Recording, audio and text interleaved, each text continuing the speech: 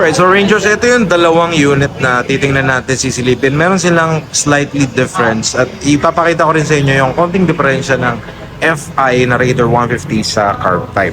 Siyempre, yung iba, mas gusto yung FI dahil natural, tipid siya sa gas at syempre, iba rin ang performance ng FI. Kaso nga lang, yung mga carb type, syempre, classic yun. Marami pa rin nakakaalam at kahit saan mekanika magpunta, malayong probinsya, marami pa rin nakakasaulo ng carb type.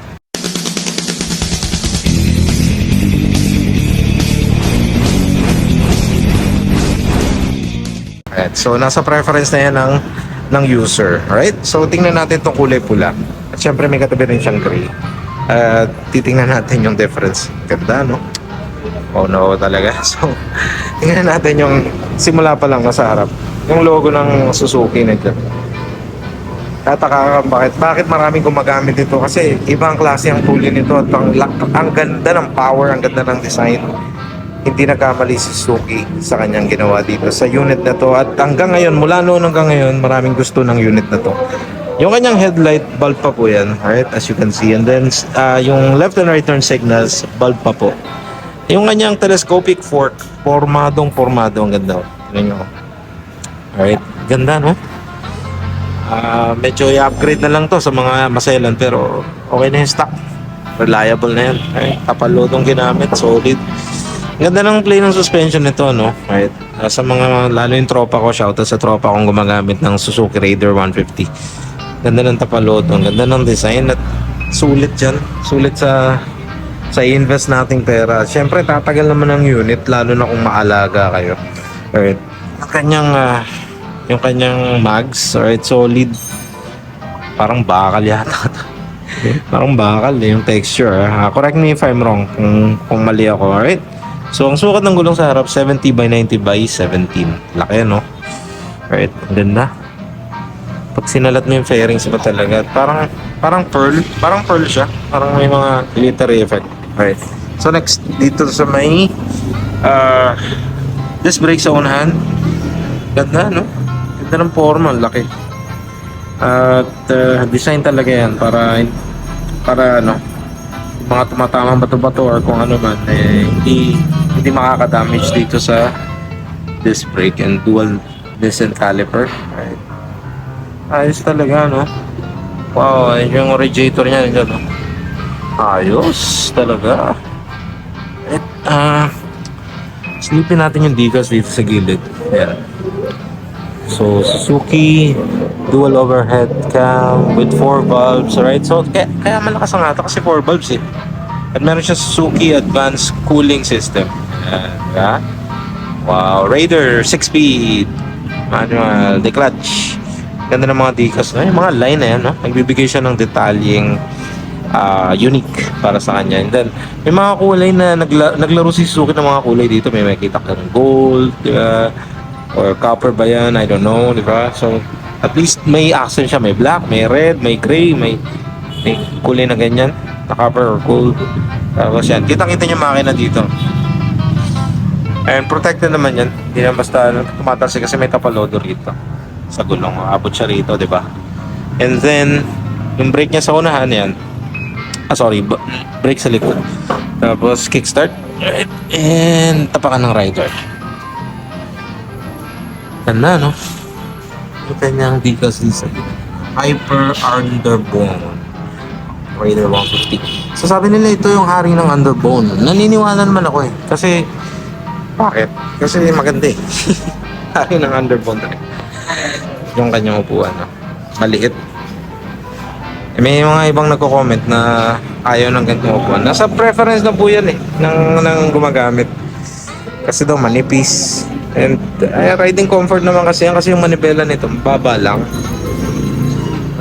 yung manibela niya. Sige, takyatan natin dito. Daan tayo dito, ha? So, instrument panel. Tingnan natin. Okay. So, nakakatuwa. Ito yung pinagkaiba niya doon sa gray na ano eh. Na unit nila, na model. Kasi yung napapansin ko dito, halo siya ng digital tsaka analog. So, dalawa siya. The speedometer niya is analog. And Meron siyang digital dito. So may indicator dito. Signal, turn lights, neutral, and headlight. Okay. Ganda, no? Wow. Susihan. May lock din siya. Formado talaga eh. Kahit stock lang yung mga ginamit, pero ang ganda ng design talaga. Sporty looking. So yung clutch niya rito, salatin natin. Solid. Ayos talaga. Aux na aux. Ito yung high beam, low beam. Premium talaga yung feels nito. Meron pa siyang detalye dito. Ayan. May detalye kasi yung pindutan. O, diba? And then left and right yung signals. Oh, snappy talaga. Clicky. Yan. And then yung kanyang choke. So, yan. Ito yung kanyang throttle. Wow, ayos ah. Ayos talaga. Ayos. Kanyang brake sa unahan. Disc brake. Right? And ito yung electronic start. Yun lang yun. Very basic, very simple. Then information, kailangan basahin ng rider. Suzuki and ito. Ito yung kanyang upuan again. Napubuksan. Tingnan natin. Ito yung kanyang under seat. At meron siyang tangke. Right? Dito yung lagyan ng konting documentation. Right? Tools. Kapote, syempre hindi yan kasya dyan. Battery. Ayos ah. Copper, mga kas. Ito alloy. Sa likod, yung lagyan ng plate. Right? At yung kanyang ilaw. So mapapansin natin sa ilaw niya, integrated, isang buo. So yan, makikita nyo may bulb pa rin na ginamit dyan. And left and right turn signals, at least isang buo siya. So isang buo, hindi siya magkakaiwalay. Right? So dito, tambucho naman ang ginamit. Ayos, solid. May heat guard pa. Right? And dito, yung kanyang sukat ng gulong sa likod ay 80 by 90 by 17. Disc brake din sa likod. Nakikita nyo naman. And yan, malakas talaga ang hatak. Kapag, ang hatak, ang brake. Kapag disc. Yan, chain. Pinapatakbo siya ng chain. Kita nyo sa likod. Dekadena po yan. Solid eh, no? Tingnan natin kung masisilip natin dito from the other side. Pawit tayo dito.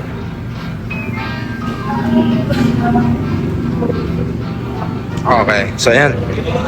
May decal din siya dito. Kagaya doon. Hyper underbone. Right. Ayan, makikita nyo. Yun yung clutch. Again, carb type. Right? Kita nyo. Angas talaga eh. Oh. Pormadong-pormado eh. Angas ng datingan eh. Ayan. Right? So, Rangers, alamin natin kung magkano to. Okay, so Rangers, ito yung price ng Suzuki Raider 150 na carb type. So, ayan yung pula. Ayan, carb type yan yung pula. Right, so 107,124 yung spot cash. At kung meron kayong interest na magulugan for 3 years, so ang down payment's 9,000. And monthly installment is 5,076. Right? So Rangers, maraming salamat sa inyo.